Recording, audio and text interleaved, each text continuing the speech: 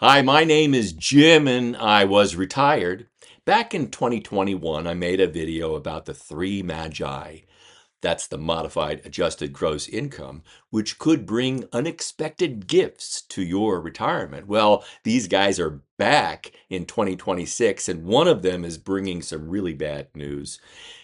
MAGI. When you see that, I don't know how you pronounce it, but I always think of the biblical magi. But instead of bringing gold, frankincense, and myrrh, these are the three different definitions of modified adjusted gross income that could surprise you with higher healthcare costs and taxes in retirement. Let's update this story for 2026. First up is Melchior, the one with the gold, but this time he's warning you about losing it.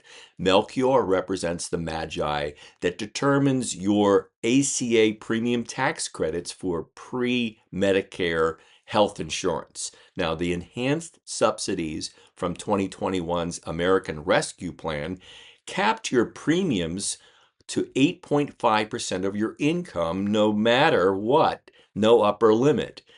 Those are expiring at the end of 2025. And by the way, the Biden administration and a Democratic controlled Congress passed that in 2021 and then extended them through 2025 in the Inflation Reduction Act of 2022.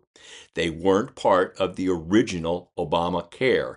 So when you hear that all of the Obamacare premium tax credits are expiring, that's not true. It's just the enhanced part with this 8.5% of income. Those enhanced premium tax credits are expiring at the end of this year. So when the enhanced credits expire in 2026, the old subsidy cliff returns. And under Obamacare rules, if your MAGI exceeded 400% of the federal poverty level based on the 2025 guidelines for 2026 coverage, then you got zero premium tax credits. Premiums could double or worse for early retirees. So you got to watch out again. So I asked Grok to give me the amounts of the federal poverty levels per household size. It depends upon your household size. And these are the numbers for a single person in continental US. 400% of the federal poverty level is about 62,600. And for a couple, around 84,600. And you can add roughly 22,000 for each additional family member if you have a family member on your ACA plan. And you have to check for Alaska and Hawaii because they have slightly higher levels for their poverty levels. In our lean years before these enhanced premium tax credits and before Medicare, obviously, we carefully managed our income using withdrawals from after-tax savings and Roth accounts, which don't count towards your MAGI. And we use that to stay just above Medicaid in a state and below the 400% cliff to qualify for some credits. Now, obviously, it worked, but I wish there were better choices for pre-Medicare healthcare insurance.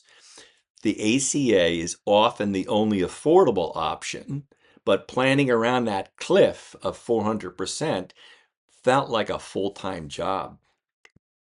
Now, the Magi starts with the AGI on line 11 of your Form 1040, and then you add back in the tax-exempt interest, and then the foreign earned income from Form 2555, if you have that, and then any non-taxable portion of Social Security if you're taking that early.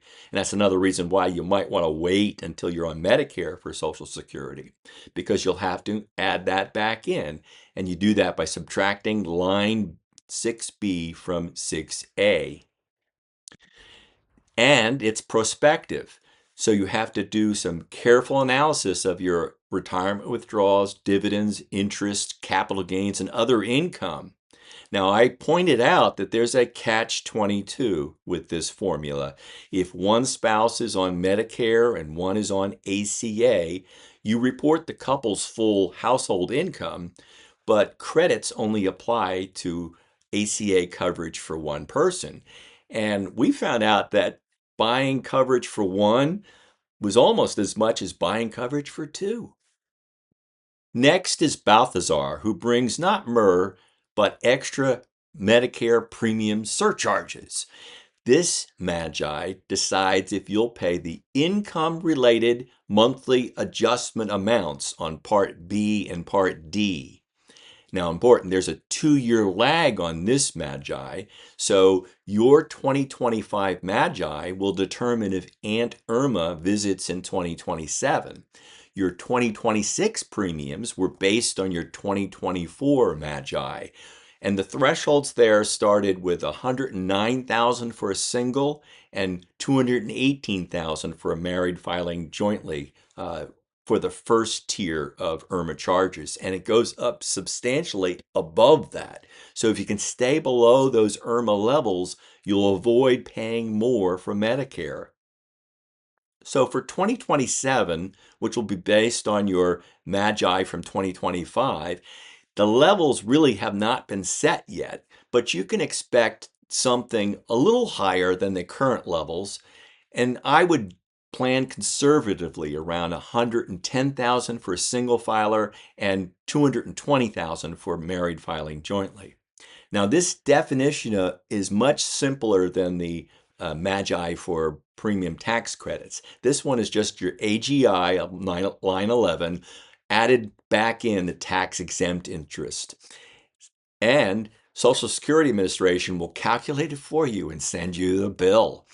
Now, you can appeal if you have life changes, but otherwise you're going to have to pay that IRMAA charge for a year until Social Security recalculates your Magi for the coming year.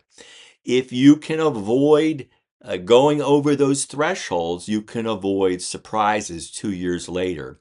And do that when you're planning Roth conversions or big capital gains.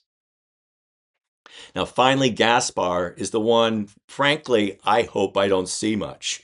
Instead of frankincense, Gaspar triggers the 3.8% net investment income tax, NIIT, on dividends and interest and other capital gains. Those investment incomes would get a surcharge if you go over $200,000 in Magi for single and $250,000 for a married filing jointly. And again, it's got a slightly different formula, but it begins with that line 11. And if you can avoid the extra NIIT charges, do yourself a favor, plan around that. If you can stay under the levels of $200,000 for a single or $250,000 for married filing jointly, then you'll avoid any visits from Gaspar and the NIIT. Well, that's my plan anyway.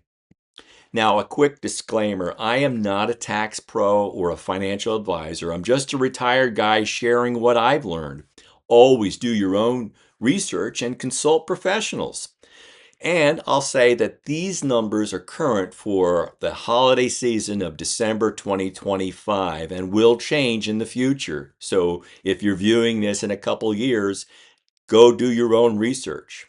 Hey, and if this video helped, would you please take a moment to like, subscribe, and share with another who can use some ideas from a DIY retirement planner? That's me. Thanks for watching, and please stay wise to your Magi.